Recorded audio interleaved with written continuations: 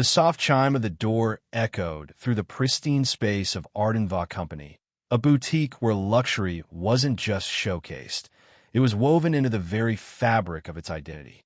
The subtle scent of Italian leather, mingled with expensive floral perfumes, lingered in the air like a silent promise. Inside, rows of designer handbags rested beneath carefully adjusted spotlights, and finely tailored coats hung in flawless symmetry, their price tags more provocative than practical.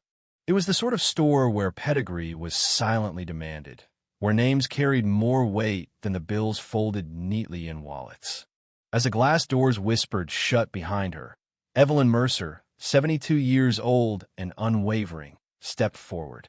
She brushed away the crisp autumn chill from her cream-colored cashmere coat, a garment she had cherished and preserved for over a decade. Her chocolate-toned leather gloves came off with meticulous grace, revealing hands steady with experience. Evelyn moved with the calmness of someone accustomed to commanding rooms filled with minds eager to challenge her, yet she was no stranger to spaces like this. It wasn't her first time in a boutique of this caliber, but today, something was different. A sales associate perched near the register, her perfectly manicured red nails idly tapping against the marble countertop. She looked up, briefly taking in Evelyn's presence. One glance. That was all. Her lips tugged into a subtle smirk, one that quickly disappeared as she returned her focus to her phone. Evelyn saw it, but ignored it. She hadn't come for approval. Evelyn Mercer had lectured before crowded halls of aspiring leaders, published scholarly work consumed by readers across continents, and mentored countless young minds, many of whom now sat on boards of companies these boutiques could only dream of catering to. She didn't require validation from a young woman who, she guessed, likely couldn't tell the difference between true cashmere and a cheap synthetic imitation. Her gaze wandered to a centerpiece display, a deep emerald handbag encased in glass. It wasn't merely an accessory, it was an emblem. Yet before she could take a single step toward it, movement on the periphery of her vision drew her attention. A security guard, broad-shouldered and professionally discreet, shifted position near the entrance. He wasn't staring, not overtly, but Evelyn had lived long enough to recognize subtle body language. The sideways glance, the recalculated posture, the sudden, heightened awareness of her presence. It was all there. She exhaled through her nose and let the moment pass, letting her gloved fingers brush along a rack of coats. The silk linings and finely hand-stitched seams spoke of craftsmanship nearly extinct in modern commerce. She lifted one, a rich navy coat, and turned the tag. $3,200. She could have purchased 5 of them and never noticed the dent in her finances. But as she lowered the hanger back onto the rack, a voice sliced through the air. "Mom." The sales associate called, light in tone, yet weighted with something Evelyn recognized all too well, doubt. Evelyn turned slowly, one eyebrow arched in subtle defiance. The young woman approached, her name tag catching the light. Sierra, written in elegant cursive. "Just so you know," Sierra said, the smile on her lips as thin as the patience beneath it. "Those pieces are quite expensive." Evelyn allowed the silence to stretch between them. Expensive, as if she hadn't read the tag, as if her very presence here wasn't a declaration of belonging. The air in Ardenva Company was thick with the unspoken judgments of employees who watched without watching. The security guard didn't move, but he wasn't ignoring her anymore. "Not all." "Oh," Evelyn said smoothly. "Is there a clearance rack I should be looking at instead?" A flicker of something, uncertainty, embarrassment, crossed Sierra's face. No, she replied quickly, her laugh brittle at the edges. Yet her eyes flicked toward the security guard again, confirming everything Evelyn needed to know. Rather than retreat, Evelyn adjusted her gloves, lifted her chin, and stepped deeper into the boutique. Let them wonder. They had no idea who they were dealing with. Not yet.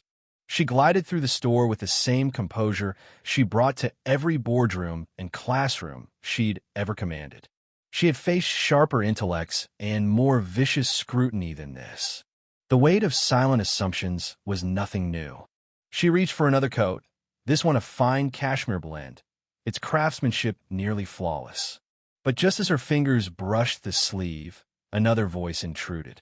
That particular piece is part of our exclusive collection, a woman announced, her tone polite but lacking warmth. Evelyn turned, finding herself face-to-face with a tall blonde in her mid-40s. The type who likely spent holidays in St. Moritz and considered it quaint. Her name tag read Marissa. Evelyn didn't flinch. "Is that so?" she replied, her fingers absently tracing the coat's stitching. She wasn't impressed, but she was willing to play along. "Yes," Marissa continued, her voice clipped. "Hand-stitched in Italy. Custom-dyed fibers. We typically reserve these for our high-profile clients." The words weren't a rejection outright, but the message was clear: you don't belong here. Evelyn smiled, slow and deliberate. "Well," she said lightly, "then I suppose that makes me one of your high-profile clients, doesn't it?" Marissa's eyebrow twitched. Satisfaction flickered behind Evelyn's calm exterior.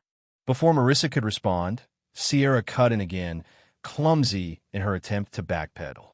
"Oh no, that's not what we meant," she said quickly. "We just like to make sure our pieces go to the right homes." The right homes. Evelyn felt a familiar tightness in her chest, but did not let it show. She had spent a lifetime dismantling expectations. The youngest black woman to earn tenure in her department. The only woman on multiple executive boards. The mentor to students who had been told they wouldn't succeed. And yet, here she was, in a boutique she owned, being told she wasn't the right kind of customer. She placed the coat back on the rack. Calm. Measured. "I see," she said evenly. "And is that something the store trains you to say? Or is this a personal touch?" The color drained from Sierra's face. Marissa stiffened.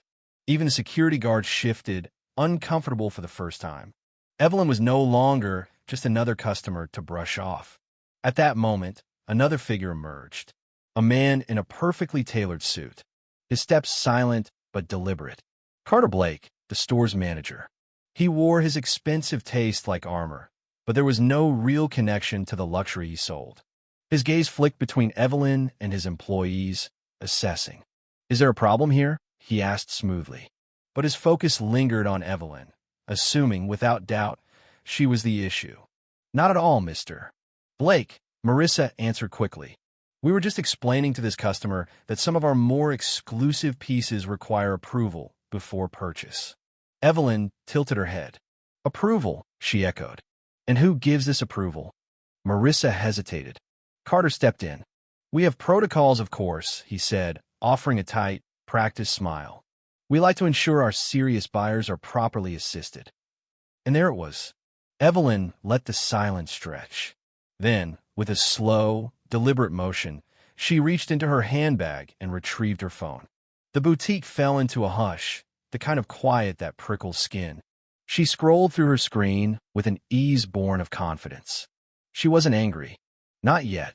Anger, she knew, was a gift best delivered at the precise moment. Across from her, Sierra fidgeted. Marissa clutched the counter's edge. Carter's thin smile didn't waver, but the flicker in his eyes betrayed him. "Ma'am," Carter said softly, "if you'd like, I can show you some of our more accessible collections. We have scarves and accessories." Evelyn exhaled slowly, shaking her head.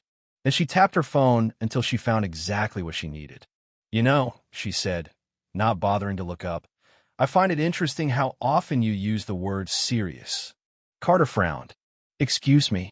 She lifted her phone, tilting the screen so he could read the top line of an email chain. His name, Carter Blake, appeared beneath the subject, performance reviews and annual evaluations. Evelyn watched his jaw tighten. Marissa and Sierra leaned in, their curiosity impossible to suppress. "I do take my shopping seriously," Evelyn said smoothly, "especially when it comes to stores I own." For a heartbeat, Carter said nothing. Then, finally, he whispered, "Wait, what?" "I sign your paychecks," Evelyn clarified, slipping her phone back into her bag. Shock rippled through them. Sierra's hand flew to her mouth. Marissa's face drained of color. And Carter's practiced professionalism crumbled in an instant. But Evelyn wasn't finished. You didn't know that, did you? She asked lightly. Dr. Mercer, Carter said quickly. Please understand. Dr. Mercer, she corrected calmly.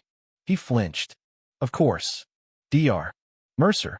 Please, this is all just a misunderstanding. She raised one brow. Oh, I understand perfectly, she said. You made assumptions the minute I walked in here. You decided I wasn't worth your time, your respect, or your courtesy. And now the only thing you care about is your job. Carter swallowed hard. Vanessa and Marissa stood frozen, visibly shaken. Evelyn sighed, adjusting her gloves. But I'm not unreasonable, she said. I'll give you a choice. Convince me why I should continue trusting you with my business. Or start drafting your resignation. Carter stammered, but Evelyn didn't wait. She gestured toward the emerald handbag in the display case. Open it. He hesitated. Now. Fumbling for his keys, he unlocked the case and presented the handbag with trembling hands. Evelyn turned it over in her fingers. It wasn't her style. It didn't matter. She placed it on the counter and turned to Sierra and Marissa. Would either of you like to suggest a price I can afford? Neither spoke. Evelyn laughed softly. Didn't think so. She drew a leather-bound notebook from her purse and flipped to a document with the Ardenva Company. Letterhead. Carter blanched. This store's sales have been declining, Evelyn remarked. Customer complaints are up.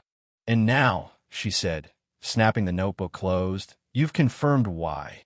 She stepped forward. What happens next, Carter? He was silent. Dr. Mercer, he whispered finally, please. You had your chance. She turned, walked toward the door, and paused. Expect a call from corporate. And with that, Evelyn Mercer stepped out into the autumn air. But it wasn't over. Sierra followed her out. Dr. Mercer, she called softly. Evelyn turned. Yes. I'm sorry, Sierra murmured. Evelyn studied her. Are you sorry because you were wrong? Or because you got caught? Tears welled in Sierra's eyes. Both. Evelyn sighed. Learn from this. Sierra Nadif. I will. Evelyn nodded once, turned, and walked away. Inside, Carter and Marissa stood frozen. They knew what was coming. Respect isn't optional. It's a choice. And that day, Evelyn Mercer reminded them all,